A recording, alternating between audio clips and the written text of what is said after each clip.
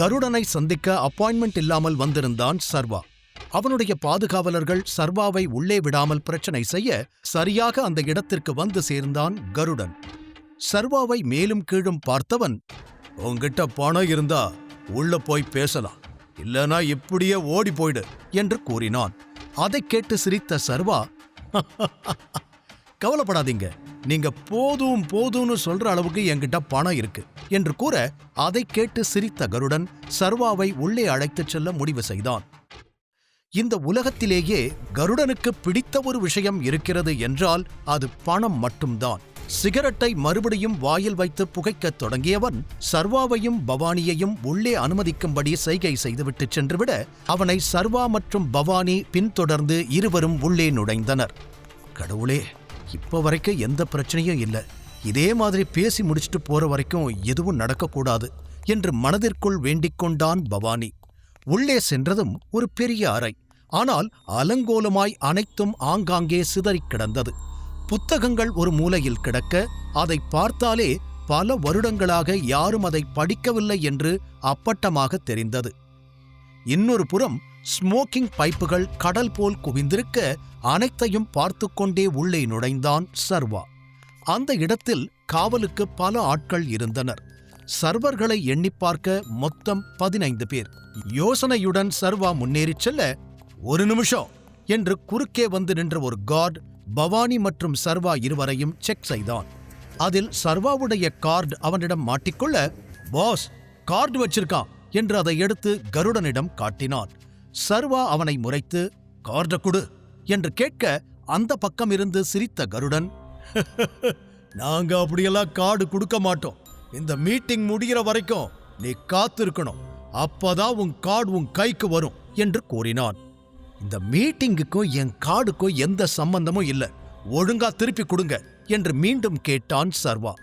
அதில் சிகரெட்டை எடுத்துவிட்டு சர்வாவை முறைத்து பார்த்த கருடன் தனது நாற்காலியில் அமர்ந்து தனது ஆட்களிடம், அந்த கார்டை என்கிட்ட கொடுங்க, இவங்க 2 பேரையும் இழுத்துட்டு போய் வெளியில போடுங்க, இதுக்கு மேல ஒரு நிமிஷம் கூட இவனுங்க இங்க இருக்கக்கூடாது என்று கூறிட, அதிர்ச்சியடைந்த பவானி, என்ன, அட்லீஸ்ட் அப்ப எங்க கார்டையாவது திருப்பி கொடுங்க, நாங்க போறோம் என்று கூறினான். அதற்கு அவனை முறைத்து பார்த்த கருடன், நீ யாரோட இடத்துல இருக்கேங்கிறத மறந்துட்டு பேசிட்டு இருக்க, யாரா நீங்க, என்கிட்டயே சவுண்ட் விடுறீங்க என்று திமிராக கேட்க, நீ யார்கிட்ட பேசுறேன்னு உனக்கு தெரியல, இவர் யார் தெரியுமா என்று பாதியோடு நிறுத்தி சர்வாவை குறிப்பிட்டு காண்பித்தான் பவானி.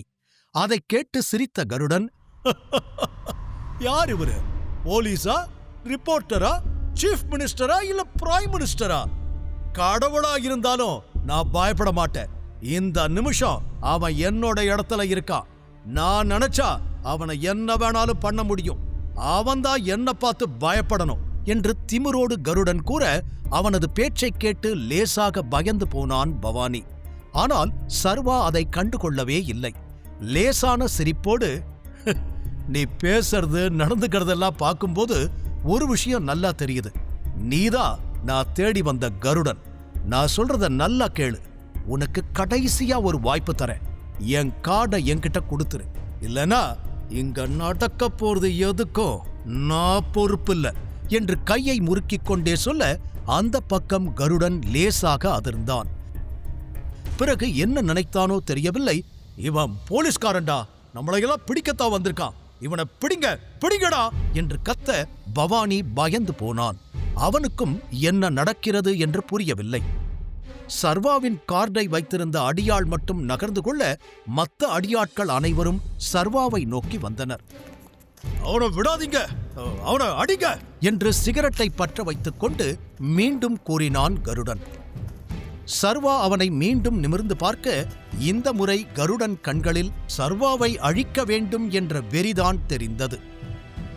முன்னாடி நிக்கிறது போலீஸ் கிடையாது, தேவையில்லாம நீங்க பிரச்சனைய விலை கொடுத்து வாங்குறீங்க, இவரு இவரு என்று பேச முடியாமல் தடுமாறிய பவானி, நீங்க நினைச்சு கூட பார்க்க முடியாத ஒருத்தர், தயவு செஞ்சு புரிஞ்சுக்கோங்க என்று பவானி பேசியதையெல்லாம் அங்கிருந்த யாருமே கண்டுகொள்ளவில்லை. சர்வாவிற்கு ஏதாவது ஆபத்து வந்து விடுமோ என்று பெரிதாக பயந்து நடுங்கினான் பவானி. ஆனால் சர்வா அவனை எதுவும் செய்யாமல் அமைதியாக வாய்மூடி நிற்கும்படி சைகை செய்ய, பவானி அமைதியாகிவிட்டான். சர்வாவும் அன்று விக்ரமனுக்கு வாக்கு கொடுத்ததால்தான் தான் டைகர் என்ற உண்மையை இவர்கள் முன்னால் சொல்லக்கூடாது என்று தனக்குத்தானே சொல்லிக் கொண்டான். அடுத்த சில நொடிகளிலேயே கருடனின் ஆட்கள் சர்வாவை அடிக்க பாய்ந்தனர். பவானியும் தன்னால் முடிந்தவரை சர்வா மீது அடிபடாமல் காக்க முயன்றான். ஆனால் பவானி பெரிய ஃபைட்டர் அல்ல. அவனால் சிலரைத்தான் தடுக்க முடிந்தது. சில நொடிகளிலேயே அடி வாங்கி கீழே விழுந்து விட்டான். ஆனால் சர்வா இன்னொரு புறம் தன்னை அடிக்க வந்தவர்களை லாவகமாக சமாளித்து அவர்களோடு சண்டையிட்டான். அடுத்தடுத்து சர்வா அடித்துக்கொண்டே முன்னேற பலர் இப்போது பவானியை சுற்றி வளைத்திருந்தனர். நிச்சயம் அவனால் அவர்கள் அனைவரையும் சமாளிக்க முடியாது என்று புரிந்து கொண்டு குறுக்கே பாய்ந்து அவர்களை அடிக்க ஆரம்பித்தான் சர்வா. 2 பேர் பவானியின் கைகளை அழுத்தமாக பற்றியிருக்க அவர்களை எட்டி உதைத்து பவானியை காப்பாற்றியவன், "ஆர் யூ ஓகே?" என்று கேட்க, "ஓகே பாஸ், எனக்கு ஒன்றும் இல்லை" என்று கையை உதறிக்கொண்டே கூறினான் பவானி. "பரவாயில்லையே, ஏன் ஆளுங்களையே அடிச்சு போட்டு தப்பிக்கிற அளவுக்கு உங்ககிட்ட வித்தை இருக்கு. நானும் பார்க்கறேன் நீ எவ்வளோ தூரம் போறேன்னு" என்று கூறி கருடன் தனது ஆட்களை மீண்டும் ஏவிவிட அனைவரையும் சமாளித்து சண்டை செய்தான். பிறகு கைதட்டி தனது ஆட்களை பின்னால் அழைத்த கருடன் போதும் என சைகை காண்பிக்க திடீரென அவர்கள் துப்பாக்கியை கையில் எடுத்துவிட சர்வா, பவானி இருவரும் என்ன செய்வதென்று தெரியாமல் நின்றனர். "2 பேரும் வாயை திறக்க கூடாது, இல்ல சதறிடுவீங்க" என்று ஒரு அடியாள் மிரட்ட, பாஸ் யாருங்கிற உண்மையை சொல்லித்தான் ஆகணும், இதுக்கு மேல அமைதியா இருக்கக்கூடாது என்று மனதிற்குள் நினைத்துக் கொண்டிருந்த பவானிக்கு விக்டர் கூறியது ஞாபகம் வந்தது. பாஸுக்கு ஏதாவது ஆச்சு அவ்வளவுதான் என்று மீண்டும் மீண்டும் அவன் காதில் கேட்டுக்கொண்டே இருக்க அடுத்த நொடியே "இவர்தான் டைகர்" என்று கத்திவிட்டான் பவானி. அதை கேட்டதும் தலையில் அடித்துக் கொண்டான் சர்வா. சர்வாவிற்கு அதை கேட்டு கோபம் என்று சொல்லிவிட முடியாது. ஆனால் இந்த இடத்தில் தன்னை பற்றி சொல்லியிருக்க வேண்டுமா என்று நினைத்தான். பவானி சொன்னதைக் கேட்டு சர்வாவை ஒருமுறை நன்றாக பார்த்த கருடன், "டைகரா?" என்று கேட்டுவிட்டு சத்தமாக சிரிக்க ஆரம்பித்தான். சர்வாவும் பவானியும் ஒருவரை ஒருவர் பார்த்து கொள்ள மீண்டும் சிரித்த கருடன், "இது டைகரா? இவனை பார்த்தா டைகர் மாதிரி இருக்கா? யாருக்கு அதுல பூ சுத்த வந்திருக்கீங்க? என்னையே ஏமாத்தி என்கிட்ட இருந்து எதையாவது எடுத்துட்டு போக வந்திருக்கீங்களா? அது நடக்கவே நடக்காது. இவனை டைகர்னு நம்பவே மாட்டேன்" என்று கருடன் சொல்லிவிட, "ஐயோ, நான் பொய் சொல்லல, இவர்தான் டைகர். உன் முன்னாடிதான் டைகர் நின்னுகிட்டு இருக்காரு, நல்லா பாரு" என்று கத்தி சொன்னான் பவானி. அதை கேட்டதும் எழுந்து சர்வாவிடம் நடந்து வந்தான் கருடன். சர்வாவை மேலிருந்து கீழ்வரை பொறுமையாக பார்த்தவன், "இவன் டைகரா? என்ன, உனக்கு ஒரு 22, 23 வயசு இருக்குமா? ரொம்ப யங்கான டைகரா? யார்கிட்ட கதை விடுற?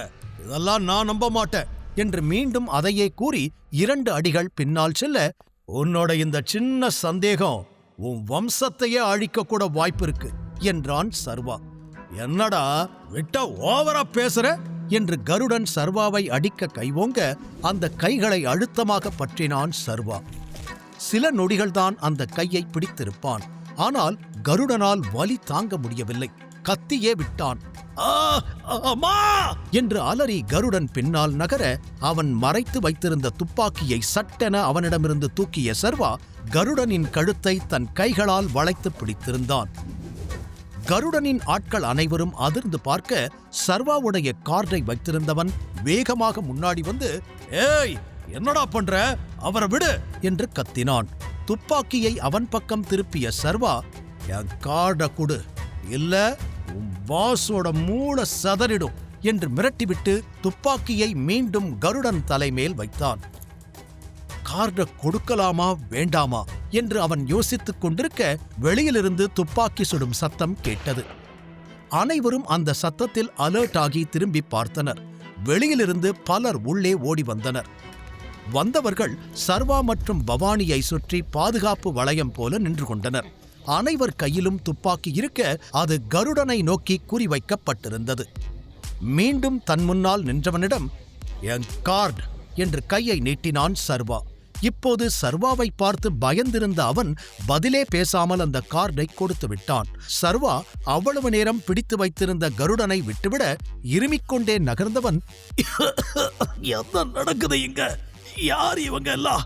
என்னடா பண்றீங்க என்று கத்தினான் கருடன். அந்த கேள்விய நான் கேட்கணும் என்று பின்னால் இருந்து விக்டரின் குரல் கேட்டு அனைவரும் திரும்பி பார்த்தனர். அவனை பார்த்ததுமே கருடனின் முகம் மாறியது. முன்னால் நடந்து வந்த விக்டர், யார்கிட்ட பிரச்சனை பண்ணிக்கிட்டு இருக்கேன்னு உனக்கு தெரியுமா என்று சிறிது நேரத்திற்கு முன்னால் பவானி கேட்டதைப் போலவே கேட்க கருடனின் முகம் மாறியது. லேசாக பயமும் அவன் முகத்தில் தோன்றியது. இருந்தும் தன் முன்னால் நிற்கும் இந்த இளைஞன்தான் டைகராக இருப்பான் என்பதை மட்டும் அவனால் ஏற்றுக்கொள்ள முடியவில்லை. அதெல்லாம் அப்புறம் சொல்லலாம், வெளியில எதுக்கு ஃபயர் பண்ண என்று விக்டரை பார்த்து முறைத்துக் கொண்டே சர்வா கேட்க, பாஸ், வெளியில நீங்க பேசுறதெல்லாம் சில பேர் ஒட்டு கேட்டுக்கிட்டு இருந்தாங்க. உங்களை போட்டோ கூட எடுத்தாங்க தெரியுமா? அவனை எப்படி சும்மா விட முடியும்? அதான் அவனை மேல அனுப்பிட்டு போட்டோஸ் எல்லாம் டெலீட் பண்ணிட்டு இங்க வந்தேன் என்று வெகு சாதாரணமாக கூறினான் விக்டர். அதை கேட்டு அதிருப்தியில் தலையாட்டிய சர்வா கருடனிடம், நான் இங்க உன்கிட்ட ஒரு முக்கியமான விஷயம் பேசுறதுக்காக வந்தேன். ஒழுங்கா நான் சொல்றத கேட்டு அமைதியா தலையாட்டுனா நீ உயிரோட இருக்கலாம். தேவையில்லாம என்கிட்ட பிரச்சனை பண்ணுன, என்ன வேணாலும் நடக்கலாம் என்று கைகளை விரித்து கூற, என்ன பண்ணணும், நான் என்ன பண்ணணும்னு சொல்லுங்க என்று தடுமாறிய குரலில் கேட்டான் கருடன். ஃபர்ஸ்ட், இங்க நடந்ததை பத்தி யாரும் வெளியில மூச்சு கூட விடக்கூடாது. ஒரு சின்ன விஷயம் கூட இங்கிருந்து வெளியே போக கூடாது என்று சத்தமாக கத்தி பேசினான் சர்வா. தான் பேசுவது அங்கிருந்த அனைவருக்கும் கேட்க வேண்டும் என நினைத்தான். பிறகு, யாராவது இதையும் மீறி வாயை திறக்கணும்னு நினைச்சேங்க, போட்டோ எடுத்தவனுக்கு என்ன நிலைமை? இப்ப விக்டர் சொன்னது காதுல கேட்டிருக்கோன்னு நினைக்கிறேன். அதை விட உங்க நிலைமை மோசமா இருக்கும். புரிஞ்சுதா எல்லாருக்கும் என்று சொல்லிவிட்டு சர்வா கத்த, புரிஞ்சுது சார் என அனைவரும் கோரஸாக பதில் அளித்தனர்.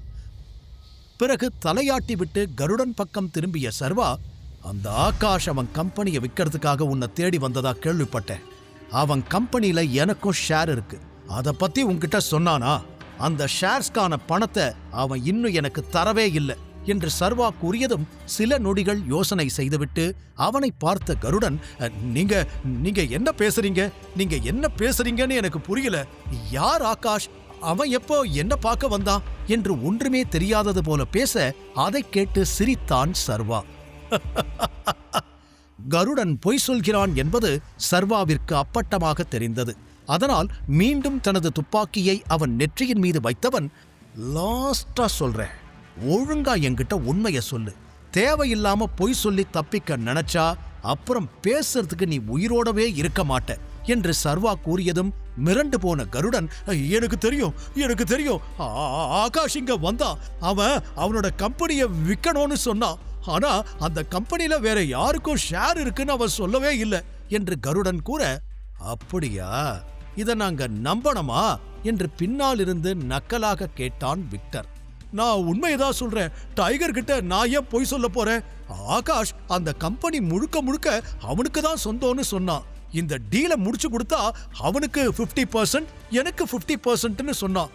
அதனாலதான் நான் சரின்னு சொன்னேன் என்று கருடன் பதட்டத்துடன் கூற, நல்ல டீலிங்கா இருக்கே, விக்கிறதுக்கு ஆள் பார்த்துட்டீங்களா என்று சர்வா கேட்க, ஆமா, ஒரு பையன் இருக்காரு, அவரை நாளைக்கு தான் மீட் பண்ணி பேசணும் என்று கருடன் கூற, நல்லது, நீ என்ன பண்ற, நாளைக்கு யாரை மீட் பண்ணணுமோ மீட் பண்ணி பேசு. ஆகாஷ் கிட்ட இருந்து எல்லா டாக்குமெண்ட்டையும் வாங்கிடு. வேணும்னா அவன்கிட்ட நான் உன்னை மிரட்டனேன்னு சொல்லு. கூடவே இந்த உலகத்துல யாரை தேடி அவன் போனாலும் என்கிட்ட இருந்து அவனால தப்பிக்கவே முடியாது, யாராலையும் அவனை காப்பாற்ற முடியாதுன்னு நான் சொன்னேன்னு சொல்லு என்று சர்வா சொல்லிக்கொண்டே போக கருடன் தலையாட்டி கொண்டு நின்றான்.